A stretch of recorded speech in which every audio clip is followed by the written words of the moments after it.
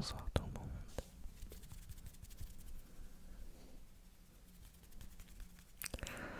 J'espère que vous allez bien.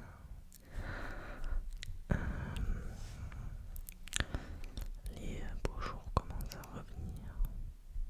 C'est plutôt pas mal ça. En vrai, on a eu un hiver assez cool.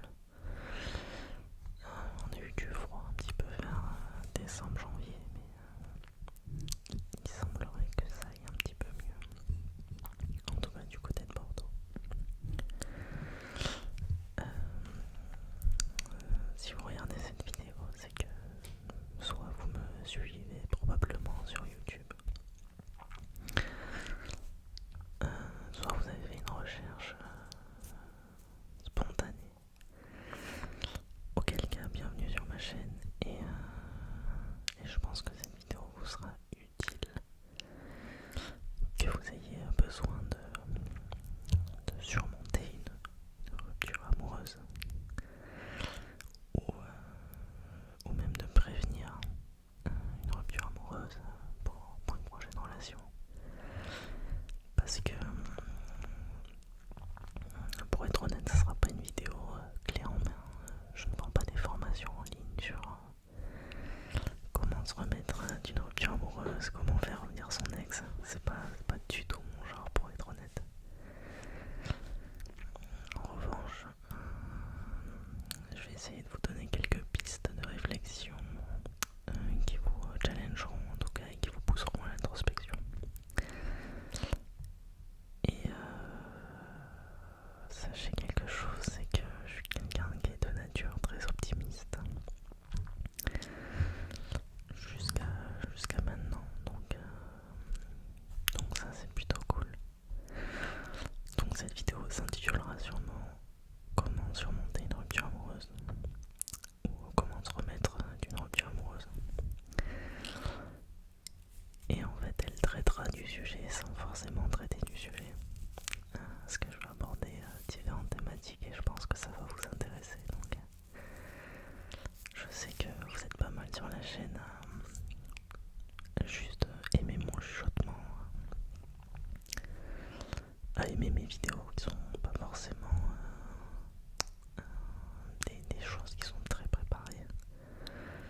Si vous voulez, en fait, j'ai tendance à penser la vidéo, à prendre quelques notes, mais rien n'est scripté finalement. C'est juste que dès que je pense à quelque chose, je me le note et comme ça je suis sûr de ne pas oublier. Donc voilà. Le premier conseil que je peux vous donner déjà, c'est que vous soyez à l'origine de la rupture. Enfin, quand je dis que vous soyez à l'origine de la rupture, c'est que vous ayez choisi la rupture. Que vous n'ayez pas choisi la rupture. C'est plutôt dans ce cas-là, si vous choisissez pas la rupture, c'est qu'en général c'est vous qui souffrez. Parce qu'il y a toujours une des deux personnes qui a un taux d'intérêt dans la relation qui est plus élevé que l'autre. Et parce que le taux d'intérêt, ce n'est pas une variable qui est fixe dans une relation, c'est quelque chose qui est malléable, qui baisse et qui augmente selon les jours, les mois, les années. Donc une personne qui aura plus d'intérêt que vous dans la relation, donc vous aurez l'impression qu'elle est plus amoureuse que vous ne l'êtes. Ça peut être le cas contraire. Dans quelques années, ce sera vous qui serez plus amoureux que cette personne. Donc cette vidéo évidemment sera... Je vous parle vraiment de mon expérience à moi en tant que mec, en tant que jeune mec de 25 ans. Et c'était pas forcément exhaustif. Qu'est-ce que je raconte? Ce que je veux dire, c'est que c'est mon expérience perso, donc en tant que mec. Mais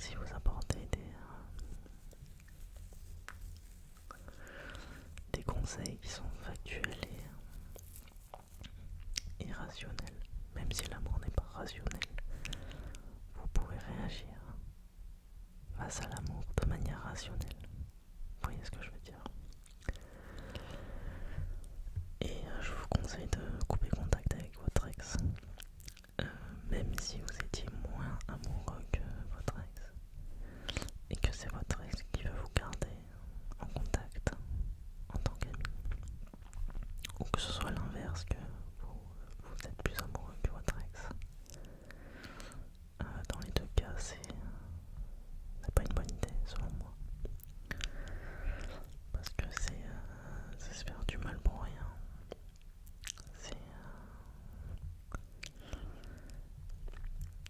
C'est une très mauvaise idée. Je pense que le risque, la prise de risque que vous prenez à garder contact avec votre ex, en termes de rapport bonheur-souffrance, est plus élevé que si vous décidiez de couper contact avec votre ex. Donc ça veut pas dire faire le rageux et bloquer sur tous les réseaux, c'est seulement dire à la personne, écoute, moi je souhaite pas continuer à discuter, j'ai besoin de temps pour moi, donc je te souhaite une bonne continuation, tout simplement. Pourquoi vous devez faire ça? Parce que si vous êtes plus amoureux, ce n'est pas bon pour votre âme d'être parfaitement conscient de ça et de continuer à parler à votre ex. Vous savez pertinemment que la personne elle souffre, donc il s'agirait de ne pas être égoïste et de couper le cordon vous-même, entre guillemets. Et si vous êtes très très amoureux, c'est souvent le plus compliqué dans ce cas-là. Vous devez couper court avec votre ex parce que c'est une invitation en fait pour moi à la paranoïa, à beaucoup de choses qui vont vous faire du mal pour strictement rien, et vous allez mettre plus de temps à vous remettre et avancer alors que vous pourriez direct être sur une nouvelle dynamique. Quand je dis être sur une nouvelle dynamique, ça veut pas dire être productif de suite.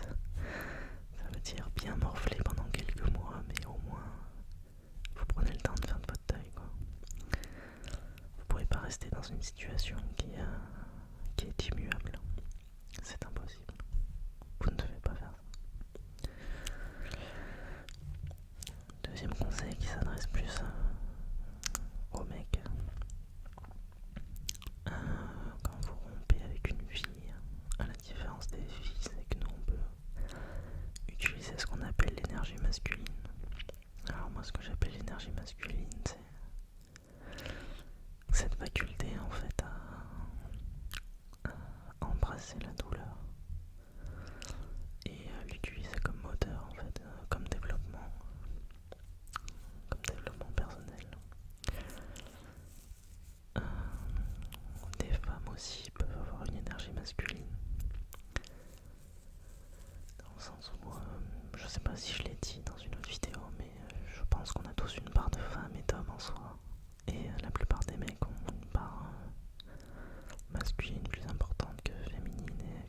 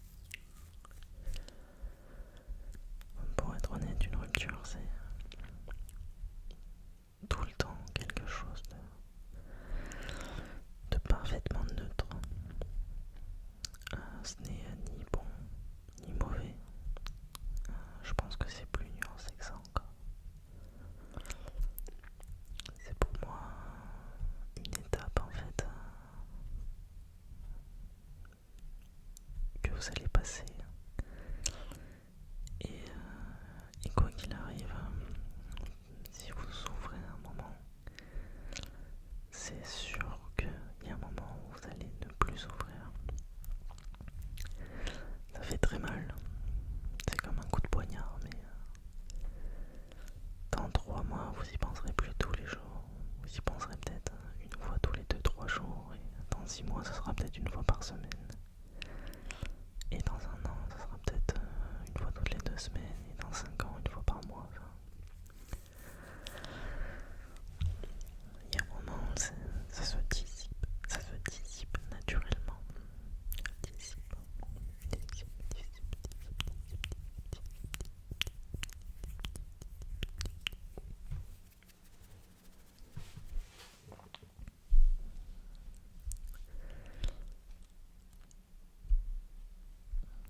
C'est important que je vous apporte des éléments factuels aussi sur ce qu'est le marché de l'amour. Je suis désolé, cette vidéo n'est pas forcément organisée, mais c'est aussi que vous puissiez aussi juste écouter des paroles qui peuvent être rassurantes pour vous et positives. Je cherche pas à faire quelque chose, une méthodologie, parce que l'amour c'est pas l'ingénierie si vous voulez, c'est quelque chose qui n'est pas forcément dans le cadre du rationnel. Il y a des éléments rationnels et factuels dans l'amour, mais cette vidéo elle va vous permettre surtout de vous ouvrir et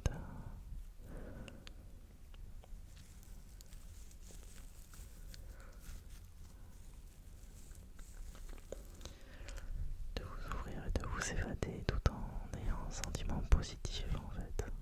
Que vous ayez un sentiment positif en vous de ce qui est en train de se passer n'est pas forcément mauvais. Ça peut être quelque chose de bon. C'est peut-être douloureux, c'est comme le sport si vous voulez, c'est douloureux sur le moment, mais vous savez au fond de vous que vous êtes en train de franchir des étapes.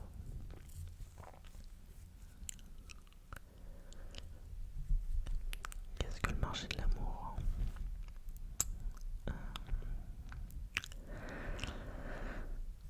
Ça serait plus pour vos futures relations, mais en gros, il faut que vous sachiez une réalité en fait, c'est que dans le milieu de l'amour, il y a un marché. L'amour est un marché en fait, qui est beaucoup plus libéral que n'importe quel autre marché financier par exemple.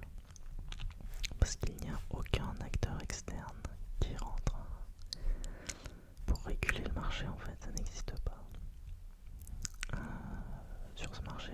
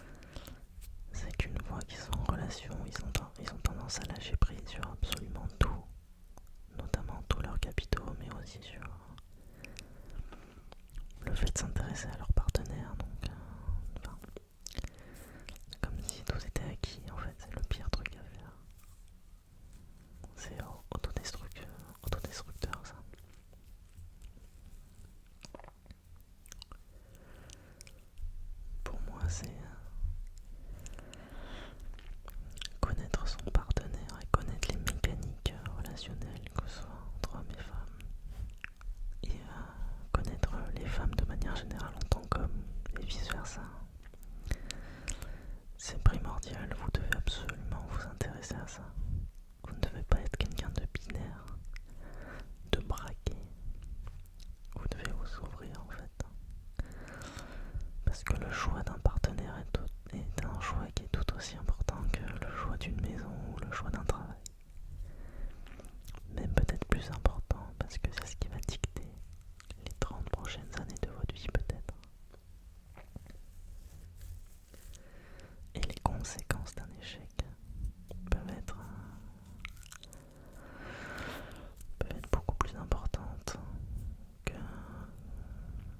si vous aviez prévenu, si vous aviez repéré des signaux, des choses subtiles en fait que vous comprenez avec l'expérience, et aussi par le fait que vous vous intéressiez à votre partenaire, vous auriez pu prévoir en fait certaines choses 5 à 10 ans avant.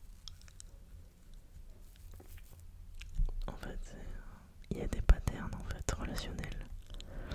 Certes, on n'est pas constitués tous de la même manière, mais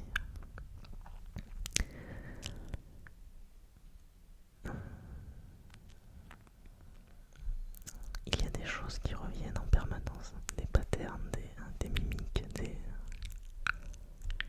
des gestes, sont des choses en fait qui sont parfaitement universelles et que vous pouvez repérer si vous avez un minimum de sensibilité et que vous vous ouvrez un petit peu plus à ce genre de choses. Des fois c'est absolument tout bête, hein, mais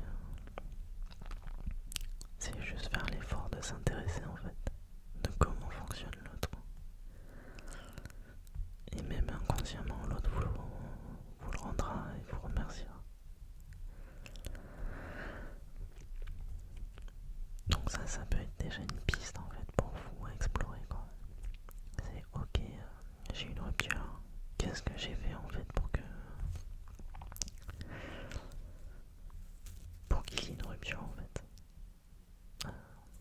Vous savez, par exemple, je prends un exemple, mais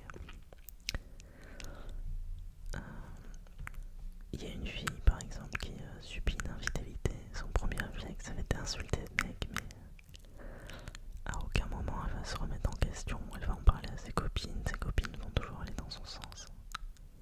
Et il n'y aura aucune remise en question. Et elle va reproduire le même pattern dans sa relation suivante. Et il va se repasser la même chose. Et donc elle rejettera, en fait, elle aura de la frustration et elle rejettera la faute sur les hommes de manière générale en disant que ce sont des... En ce moment c'est la mode de parler de pervers narcissiques, qui est un terme qui n'est même pas valable dans la littérature scientifique, donc tombez pas dans ce piège là les filles, je vous parle sincèrement et avec beaucoup de bienveillance et d'amour. La plupart des hommes ne sont pas des pervers narcissiques, ce sont des personnes que vous ne comprenez pas. Je vous le dis en toute humilité. Et si vous tombez en permanence sur des pervers narcissiques ou sur des mecs avec qui vous essuyez des échecs et des ruptures qui sont douloureuses, il serait peut-être temps de revoir la manière dont vous appréhendez les choses. Vous comprenez ?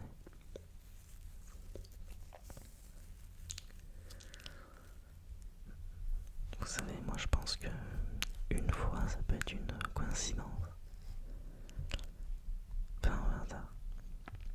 Une deuxième fois ça peut être une coïncidence. Une troisième fois ça peut être une occurrence. Normalement, au bout de quelques fois,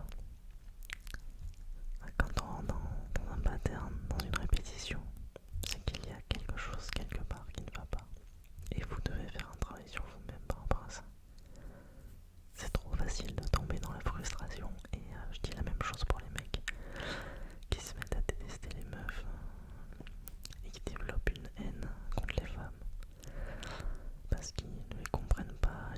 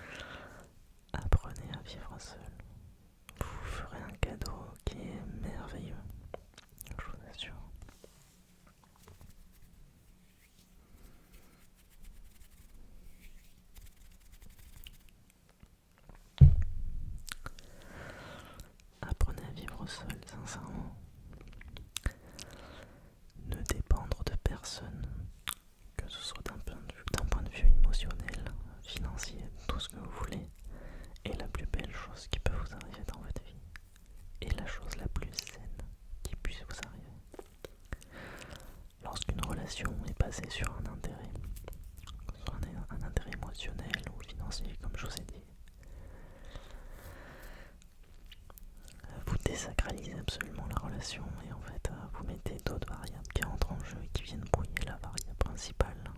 Et l'unique variable qui doit être présente dans cette relation, c'est l'amour que vous portez pour la personne et vice versa. L'intérêt, l'attirance, enfin. Donc toutes les variables qui sont corrélées à l'amour entre guillemets.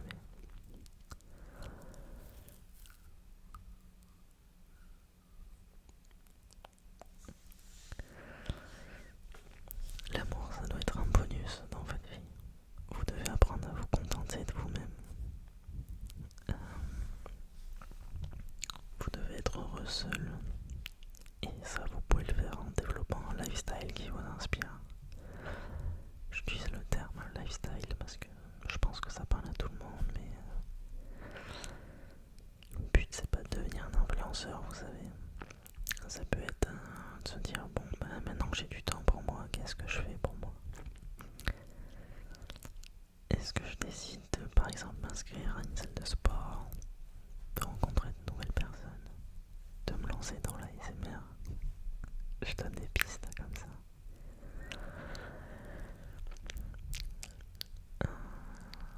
Ce n'est pas une question de s'occuper, si vous voulez. C'est une question de faire les choses pour vous. Des choses qui vous semblent positives et qui vous inspirent. Et ça, c'est très très important.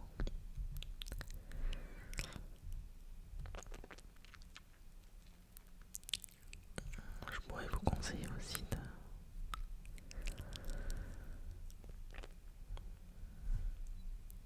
Bon, si je peux vous donner des exemples, admettons, de ce que je viens de dire. Parce que peut-être que ça peut vous paraître flou. Mais typiquement, il y a des... je pense par exemple à une fille qui peut être en dépendance affective d'un garçon. Ce n'est pas une manière saine en fait d'appréhender la relation parce qu'elle le fait par intérêt émotionnel. Elle aime l'amour que lui porte le garçon, mais il n'y a rien de sain dans ça. Il n'y a rien de sain. Et je peux penser par exemple aussi à un garçon qui prend pour sa mère sa copine, et ça c'est la pire posture qu'un garçon puisse avoir, entre guillemets. Soyez conscient de ça. Apprenez à vivre seul. C'est très important. Pratiquez le stoïcisme. Je ne sais pas si vous connaissez Marc Aurèle, par exemple. Le stoïcisme, c'est par définition en fait le fait d'agir sur des leviers sur lesquels nous avons un pouvoir d'action et lâcher prise vis-à-vis des autres leviers sur lesquels vous n'avez pas de pouvoir d'action. Et pour faire le parallèle justement avec les relations que vous aurez, vous ne pouvez pas changer le comportement des gens en fait. C'est vain. Vous ne pourrez pas changer le comportement des gens. Je suis navré. Vous n'avez aucun pouvoir dessus. En revanche, vous pouvez changer la manière dont vous vous comportez vis-à-vis des autres. Donc contrôlez vos réactions par rapport au comportement des autres gens.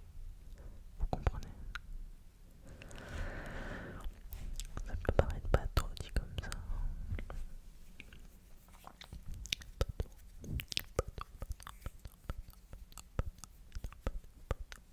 C'est sympa bateau.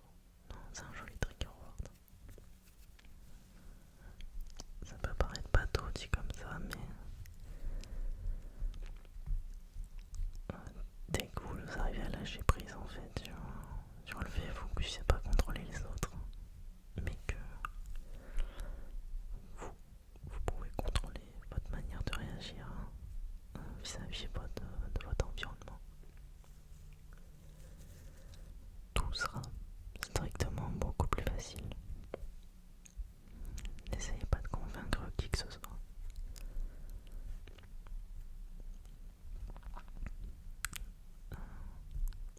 Restez vous-même.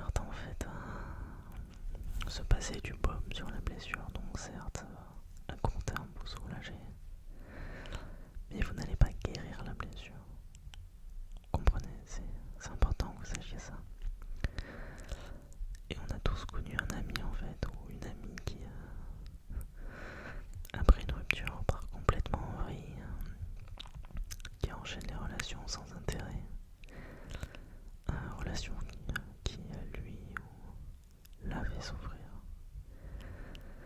qui sort énormément en boîte de nuit par exemple et qui s'alcoolise beaucoup. Enfin, vous comprenez, entre se changer les idées, il y a quand même une petite nuance à apporter. C'est important de voir des amis, effectivement, c'est important. Mais ne faites pas du mal à votre âme en fait. Vous n'avez pas besoin de vous infliger ça, je vous assure. Vous n'avez pas besoin de vous infliger ça. Et je fais référence surtout aux mecs qui, dès la journée de la rupture, vont essayer de réparer leurs blessures d'ego en essayant d'aller voir d'autres filles. Et les filles en général ça vient un peu plus tard, c'est-à-dire qu'au début elles morflent. Et au bout d'un mois ou deux en fait c'est là où elles commencent à se dire bon allez je vais commencer à sortir. Et le mec lui fait le... Je parle évidemment en moyenne et de manière générale, ce que j'ai remarqué c'est que le mec lui va au bout d'un mois et 2 mois de sortie, et donc d'opportunités pour se changer les idées en fait. C'est là où il va vraiment s'ouvrir la rupture. Et c'est pour ça je pense qu'on dit souvent que les mecs font les malins au début et mettent plus longtemps à se remettre une rupture qu'une fille. Moi je pense que c'est vrai.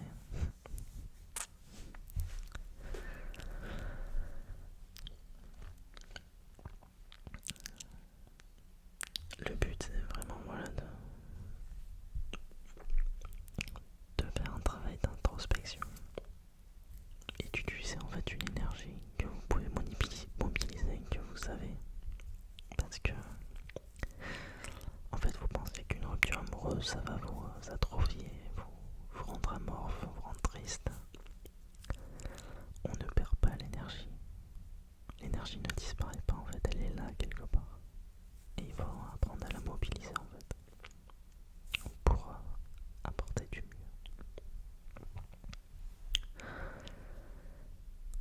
Écoutez, j'espère que ces quelques clés vous serviront. Comme vous avez pu voir en fait, je parle de rupture amoureuse, mais effectivement il y a quelques points en fait qui sont liés aux ruptures amoureuses. Mais c'est aussi en fait une philosophie que vous devez adopter de manière générale, je pense.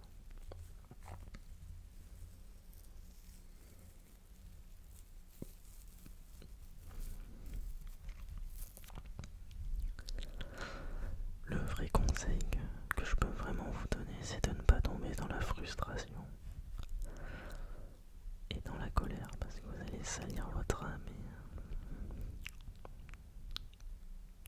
et ne culpabilisez pas.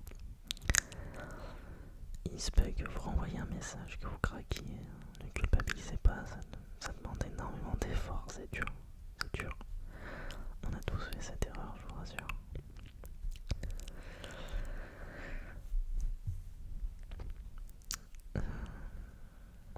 Vous n'êtes pas seul et il y a des milliers de choses à faire et bien meilleures que ressasser en fait et vivre dans le passé en fait. Ressasser une situation douloureuse et vivre dans le passé. Vous ne devez pas rester immobile en fait. Le mouvement c'est incroyable. Une force en mouvement en fait, ça vous apporte en fait des événements qui sont généralement positifs. J'espère que ça a pu vous inspirer. J'adore discuter de ça, je pourrais le faire des heures honnêtement. J'espère que vous avez apprécié mon petit chuchotement. Ça va aller. Pour ceux qui sont vraiment en rupture, ça va aller. Vraiment, je vous assure. Ça fait 6 mois. Si ça fait 6 mois que vous avez rompu, vous avez déjà passé le pire. Si ça fait 1 semaine, 2 semaines,